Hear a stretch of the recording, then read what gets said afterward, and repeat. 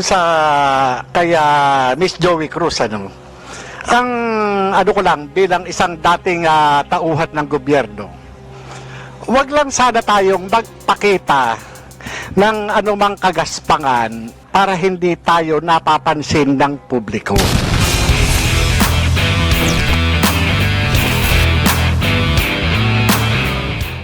Ano yung ibig sabihin? Huwag lang magpakita ng kagaspangan para hindi makita ng publiko. Yes, Your Honor, Mr. Chairman. Yun lang po. Kasi kung magpapakita tayo ng kagaspangan at makikita ng publiko yung hindi na ayon na kilos ng isang public official, talaga makikita po tayo. At yun mapapansin ng publiko. Huwag naman sana tayong masasaktan. Sinong tinutukoy mo, Mr. Chair? Your Honor, yun pong mga gumagawa ng kagaspangan, yun po yun. Sino nga yung tinutukoy mo? Aba, hindi ko po alam.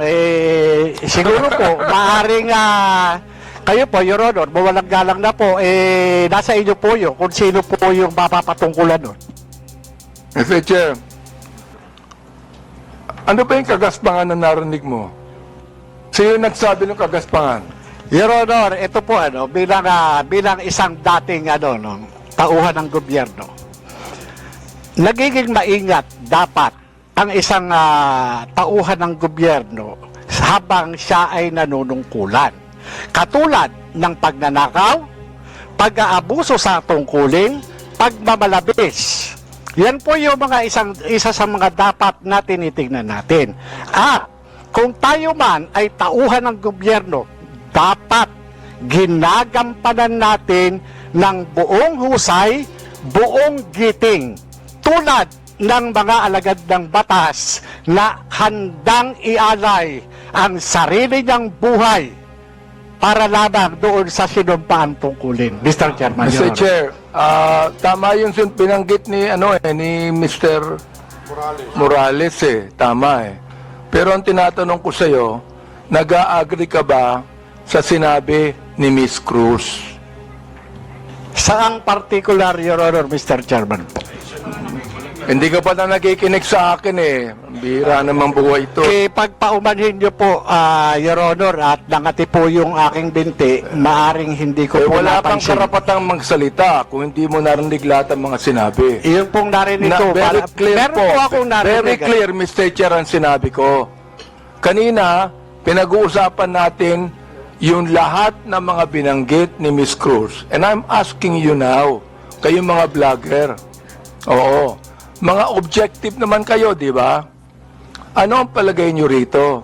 Palagay nyo ba na itong malicious, ito ulitin ko para malaman mo, itong malicious, profanities, at insults, accusation, na ibinigay po ni Miss Cruz, ay kasama po yan sa tinatawag nating protected discourse o kaya naman healthy discourse or freedom of expression?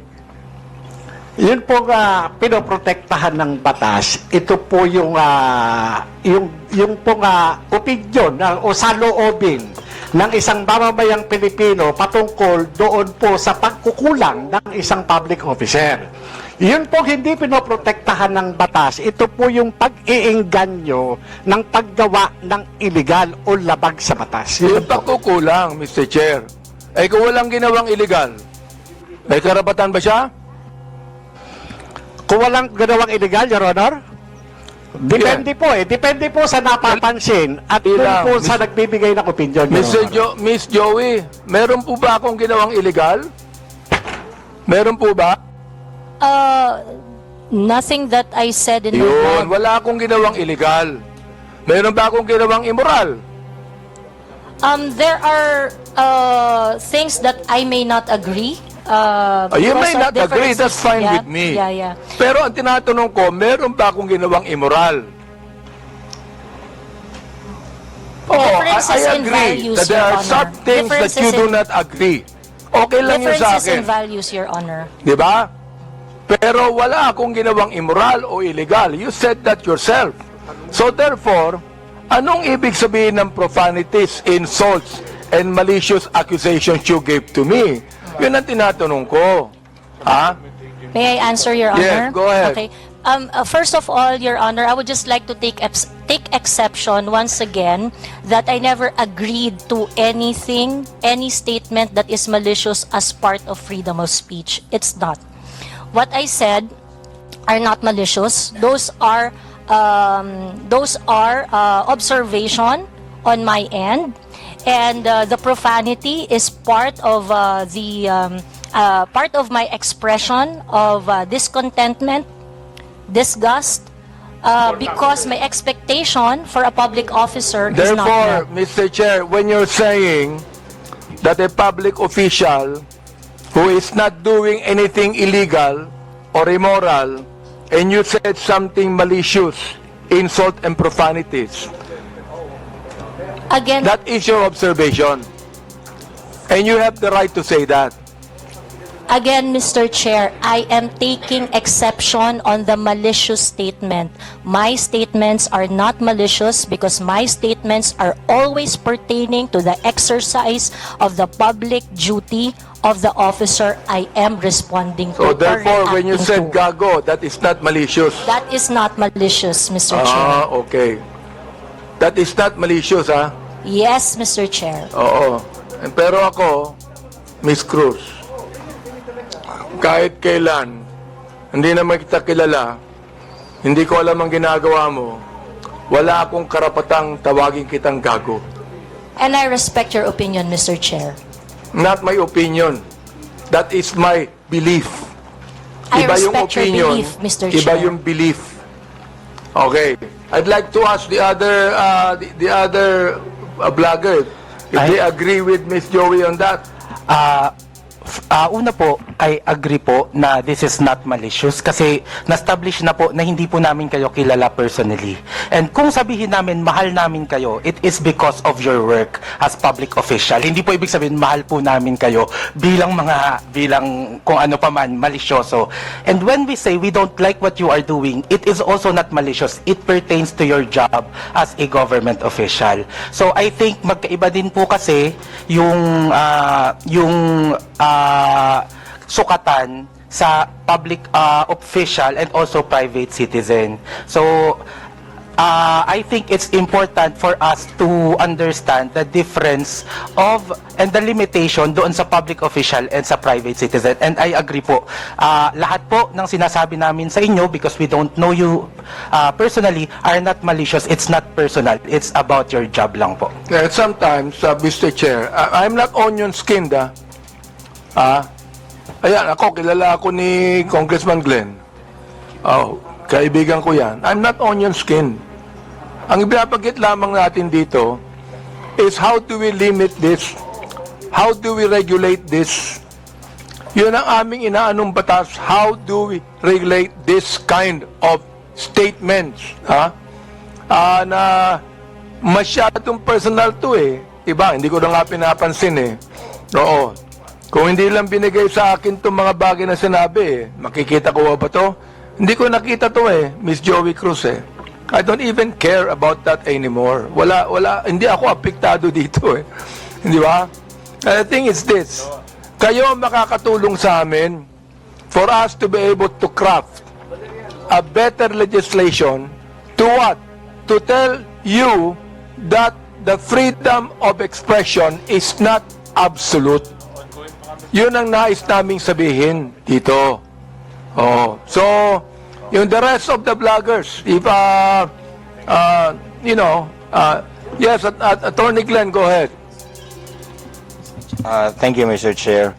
While we recognize the plenary power of this Congress to enact legislation to limit freedom of speech or expression, I would just like also to exhort the members of Congress, the honorable members of Congress, to remember that the exercise of free speech, public officials should not be onion-skinned. I know hindi po kayo onion-skinned, Congressman Honorable Abante.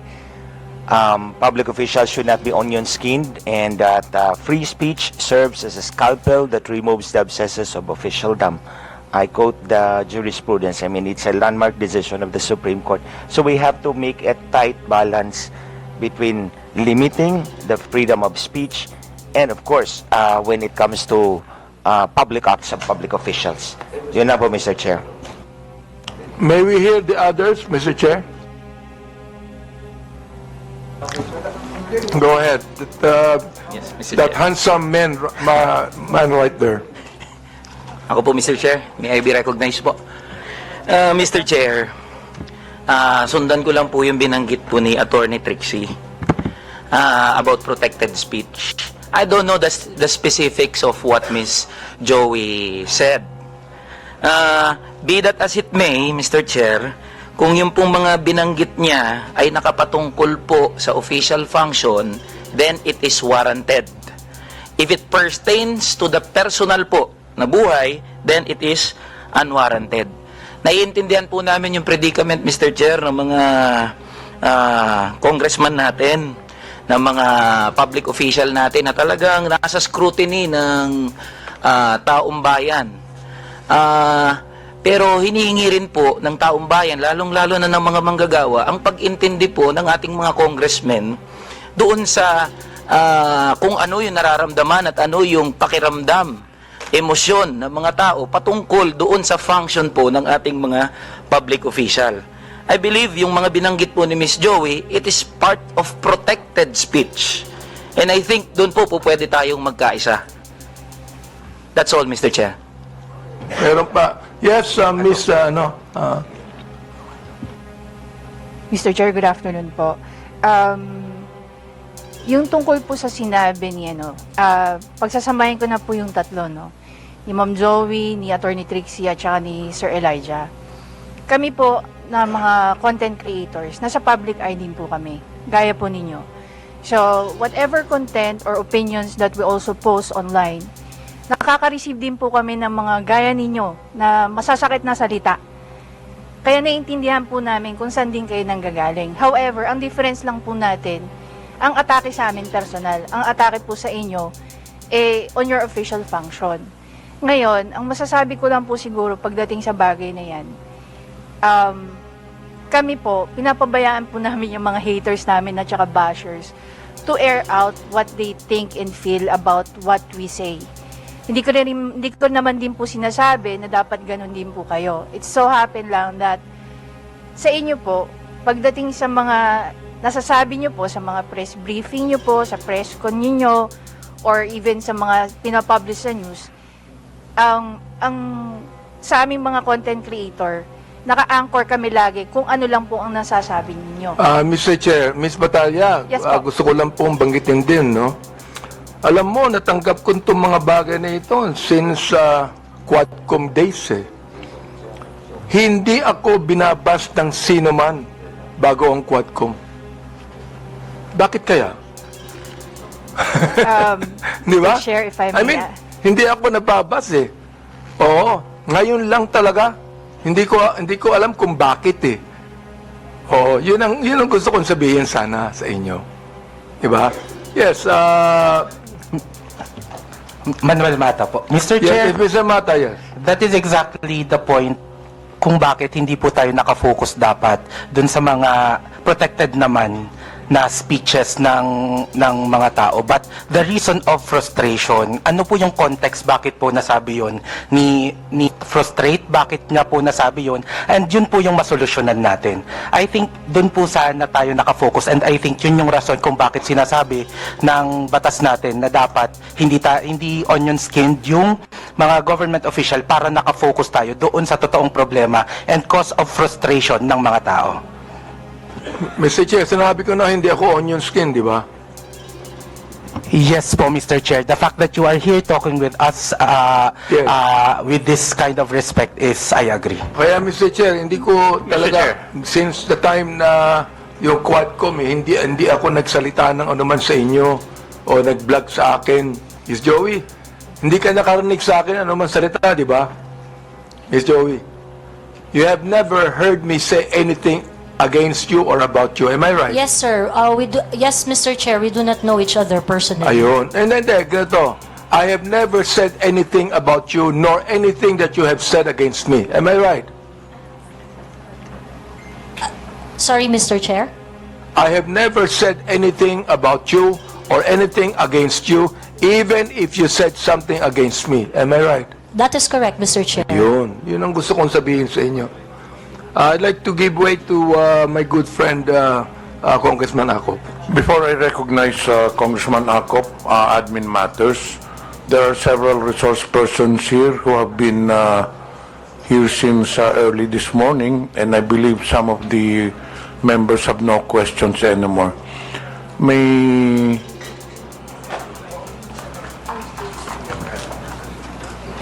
andito po ba si Attorney Kirsten Bautista? To the members, do you have any questions with regards to the Department of Justice? Meron po ba tayong tanong sa Department of Justice? May I respond, Mr. Chair?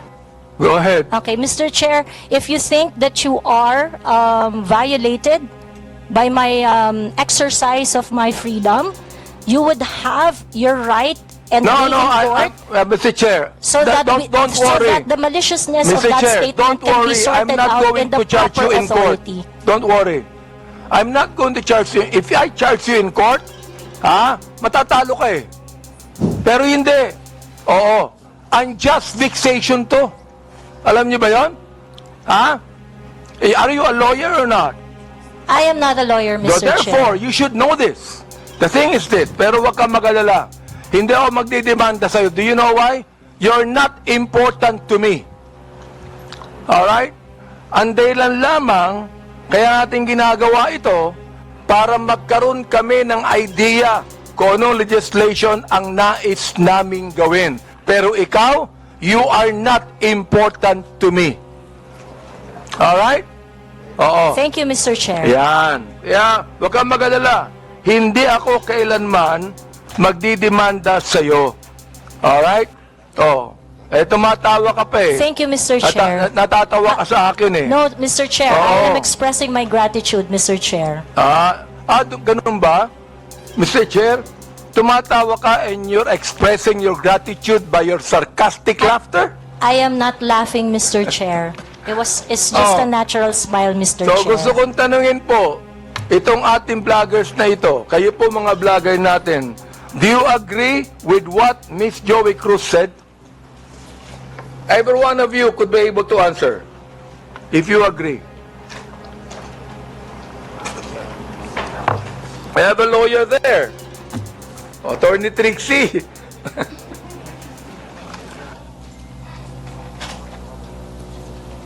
Attorney Trixie, you have the floor. Thank you, Mr. Chair. I disagree with Ms. Joey. I believe that there is, instead of a limitation on the freedom of speech, I believe that speech is either protected or not protected. Thank you very much. Those that are covered by the law, such as the law on inciting to terrorism, inciting to rebellion, and so on, are unprotected speech. And those that are not covered by any limitations by the law are protected speech.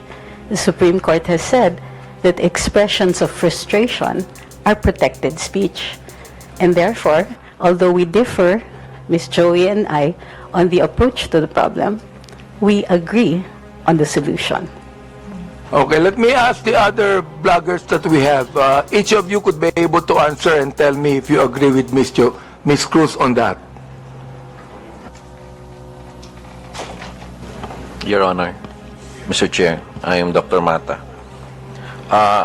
I'm a bit forgiving on those things sometimes, Mr. Chair, because sometimes people are so expressive that we tend to say things. Then I could cite, Mr. Chair, your example on the last hearing. You mentioned something as well. I won't mention it now, but you said it's something, but I know it was withdrawn as well. So there's no, I'm not affected by what you said, because sometimes you're just, in your emotions, you tend to say things, which you said, T-A-N-G-A, but it's okay, Your Honor. Mr. Chair, let me answer that, no? When I say T-A-N-G-A, binalik ko lang sa kanya eh. Siya ang unang nagsabi. Siya ang unang nagsabi. Para bang pinukul ka ng balisong, nasa lubong yung balisong, binalik mo sa kanya. Kaya ako binanggit. Hindi ako ang unang nagsabi. Ang unang nagsabi, yung vlogger mismo. Ibinalik ko lamang sa kanya. Oh, ngayon, ako ang masama. Samantalang yung vlogger na nagsabing tanga ang gobyerno, hindi masama. Nung ako ang nagsabing tanga, ako naman ngayon na masama. Ano ba talaga, Mr. Chair?